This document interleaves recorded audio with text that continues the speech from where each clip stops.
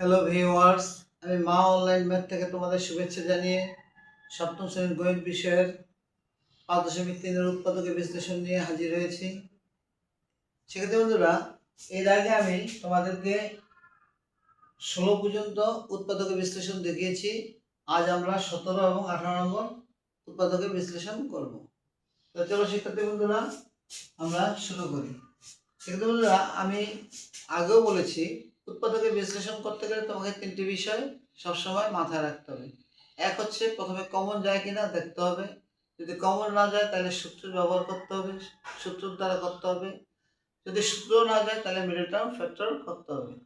সেক্ষেত্রে তুমি দেখো, আমরা 16 নম্বর অঙ্কটা এখানে 17 নম্বর অঙ্কটা এখানে আমরা উঠিয়ে রেখেছি।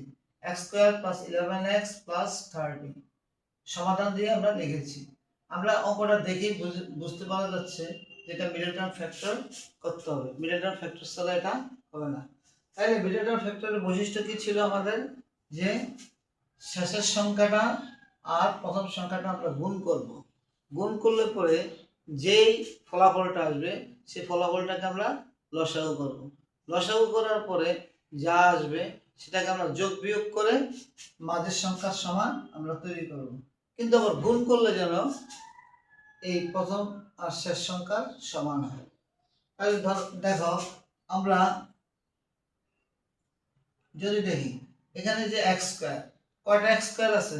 একটা, অর্থাৎ তার সহগ হচ্ছে 1। তাহলে এই 1 দিয়ে আমরা শেষ সংখ্যাটাকে যদি গুণ করি, দেখো আমি এখানে দেখাচ্ছি। তাহলে শেষ সংখ্যা কত? 30। প্রথম সংখ্যা কত? x y এটা দ্বিঘাত সমীকরণ, এটার সহগ হচ্ছে 1। তো 30 কে 1 দিয়ে গুণ দিলে 30। এখন যদি আমরা 30 লসাগু করি, তাহলে 2 দিয়ে দিলে 15, 2 দিয়ে আর যাচ্ছে না, 3 দিয়ে যাচ্ছে, 3 5 15। তাহলে এই দুইটা গুণ করো, 3 দুগুণে 6 আর এর হয়ে গেল 5। তাহলে 5 6 কত? 30। এই দেখো 30 হয়ে গেছে। তাহলে এখন যদি আমরা এটাকে সাজিয়ে নিই, x স্কয়ারের জায়গায় x স্কয়ার থাকবে, আর এখানে প্লাস চিহ্নটা দিয়ে দাও, আর এখানে 30 লিখে রাখো। তাহলে আমরা এখানে কি পেয়েছি? যে গুণ করলে যেন প্রথম সংখ্যা এবং শেষ সংখ্যা সমান হয়, আর যোগ বিয়োগ করলে যেন এই মাঝের সংখ্যা সমান হয়। তাহলে আমরা যোগ বিয়োগ যদি করি, তাহলে 3 আর 2 এ গুণ করলে 3 দুগুণে 6, আমরা এখানে লিখবো 6x। তোমাদের মনে একটা প্রশ্ন আসতে পারে, স্যার এখানে আপনি প্লাস চিহ্ন কেন দিলেন? অর্থাৎ এখানে যে চিহ্নটা থাকবে সেই চিহ্নটাই এখানে বসবে। 6x এর সাথে আমরা যদি 5x যোগ করে দিই, আর এখানে 5 চিহ্নটা আছে, 5 চিহ্নটা বসিয়ে দিই, তাহলে আমাদের দেখো, আমরা যদি গুণ করি 5 আর 6 গুণ করলে কত বের হয়? 5 6 30। আবার দেখো x আর x যদি আমরা গুণ করি, কি বের হয়? x square. তাহলে দেখো আমাদের শেষটা এবং প্রথমটার মিল রয়েছে। 6 এবং 5, অর্থাৎ সাংখ্যিক মানটা যদি গুণ করি, 5 6 কত? 30। দেখো 30 হয়েছে। আবার দেখো এই x আর এই x যদি আমরা গুণ করি, তাহলে কি বের হবে? x square. তাহলে যেটা আমরা বলেছিলাম যে প্রথম সংখ্যা এবং শেষ সংখ্যাকে কি করতে হবে? গুণ করতে হবে। গুণ করার পরে যে ফলাফল আসবে সেটাকে আমরা লসাগু করব। লসাগু করে আমরা যোগ বিয়োগের মাধ্যমে এই মধ্যক বিশ্লেষণ করব। তাহলে আমরা তাই করেছি। এখন দেখো সেক্ষেত্রে বন্ধুরা, আমরা যদি এখন এই দুইটা থেকে কিছু একটা কমন নেই, কি কমন নেব?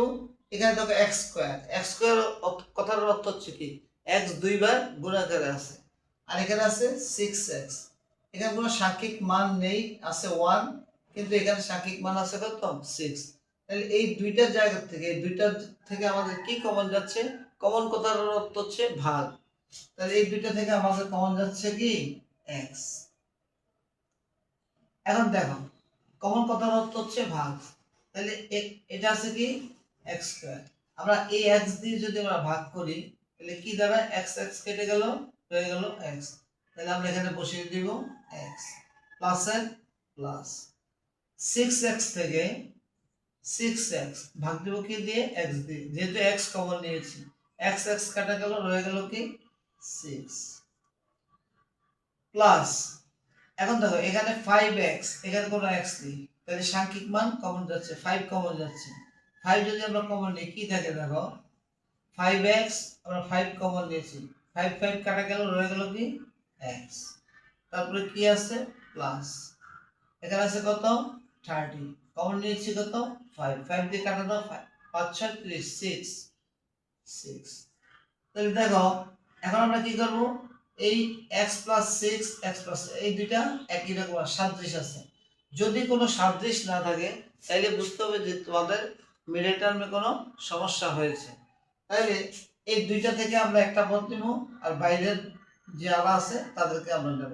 তো এবার একটু আমরা অন্যভাবে করি, বাইরেরটাকে আগে দিয়ে দিই, x প্লাস 5, আর এই দুইটা থেকে আমরা একটা নিয়ে নিই x প্লাস 6, এটি হচ্ছে আমাদের কি অ্যান্সার। তো সেক্ষেত্রে বন্ধুরা আমরা 17 নম্বর প্রশ্নের সমাধান করে ফেলেছি, এখন আমাদের করতে হবে কি 18 নম্বর প্রশ্ন। সেক্ষেত্রে বন্ধুরা দেখো আমরা 18 নম্বর প্রশ্নটা এখানে উঠিয়ে রেখেছি, a square minus b square plus 2bc minus c square সমাধানও a square minus b square plus 2bc minus c square. এখন সেক্ষেত্রে বন্ধুরা একটা জিনিস দেখো, আমরা যদি মনে করো এই মাইনাস a স্কয়ারটাকে বাদ দিই, মাইনাস স্কয়ারটাকে বাদ দিই, যদি মনে করো ধরে নাও মাইনাস স্কয়ারটাকে আমরা বাদ দিই, তাহলে এখানে কি থাকতেছে B square plus 2bc plus c square.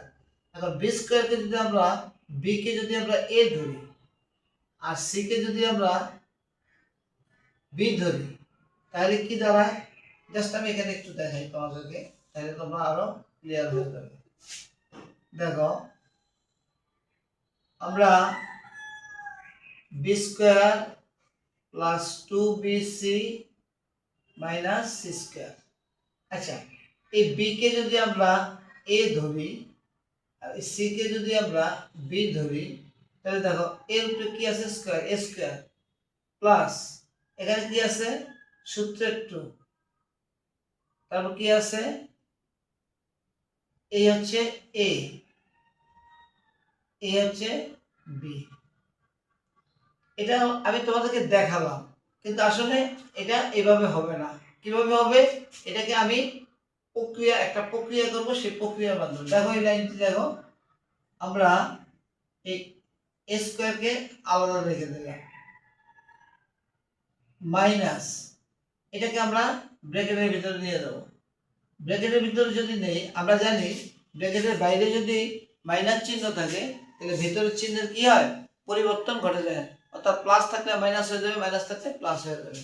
তাহলে এটাতে যদি তাই হয় তাহলে বি স্কয়ার মাইনাসে প্লাসে মাইনাস 2bc মাইনাস সে প্লাসে মাইনাস c স্কয়ার। এখন দেখো এটাকে যদি আমরা a ধরেছিলাম তাহলে a স্কয়ার মাইনাস সূত্রের 2, এই হচ্ছে a, এই হচ্ছে b, দেখো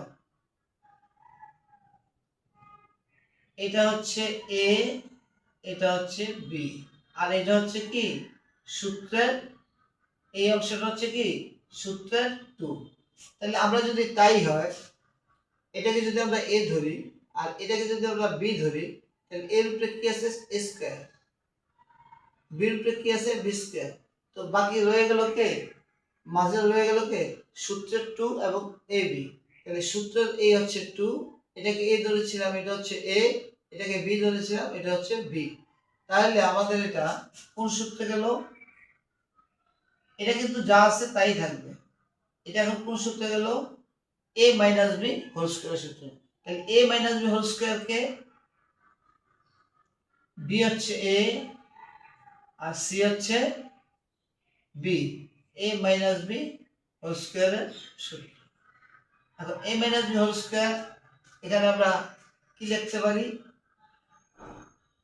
এখন দেখো এটাকে আমরা ভাঙিয়ে a minus b whole square সূত্র করেছি। এখন দেখো এই সম্পূর্ণ এইটাকে যদি আমরা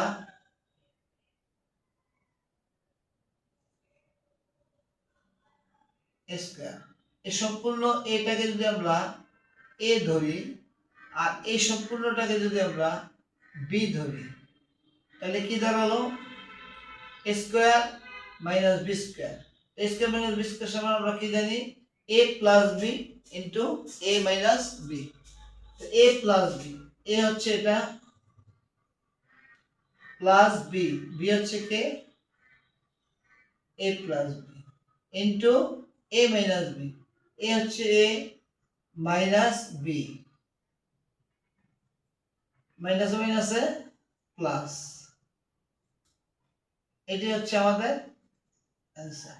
সেক্ষেত্রে বন্ধুরা একটু খেয়াল করো, একটু দেখলে তোমরা বুঝতে পারবে। একটা হচ্ছে এ প্লাস বি মাইনাস সি, আর হচ্ছে এ মাইনাস বি প্লাস সি, এটি হচ্ছে আমাদের সমাধান। তাহলে দেখো আমি অঙ্কটাকে কি করেছি, এ স্কোয়ারটাকে বাইরে রেখেছি, যেহেতু আমি দেখলাম যে এখানে একটা স্কোয়ার আছে, এখানে একটা স্কোয়ার আছে।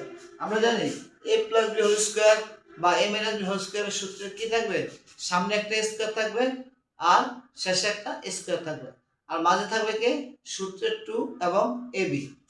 তাই যদি হয় এখানে এই জায়গাটাকে যদি আমরা তাই করি, তাহলে এ হচ্ছে এ হচ্ছে বি, তাহলে এখন হচ্ছে সূত্রের 2 আর এ হচ্ছে এ আর এ হচ্ছে বি, তাহলে A square minus 2ab plus B square. এখন এটা কেন মাইনাস হইলো, যেহেতু ব্র্যাকেটের বাইরে মাইনাস চিহ্ন আছে, মাইনাস চিহ্ন দিয়ে ভিতরের চিহ্নগুলির পরিবর্তন হয়ে গেছে, এই জন্য সূত্র চলে গেছে A square minus 2ab plus B square. তাহলে এটা কোন সূত্র গেল, A minus B whole square সূত্র। তাহলে এখন A minus B whole square সূত্রে যদি যায়, আমরা এটাকে আমরা আবার এ ধরবো আর বি মাইনাস সিটাকে আমরা বি ধরবো। যদি এ মাইনাস সরি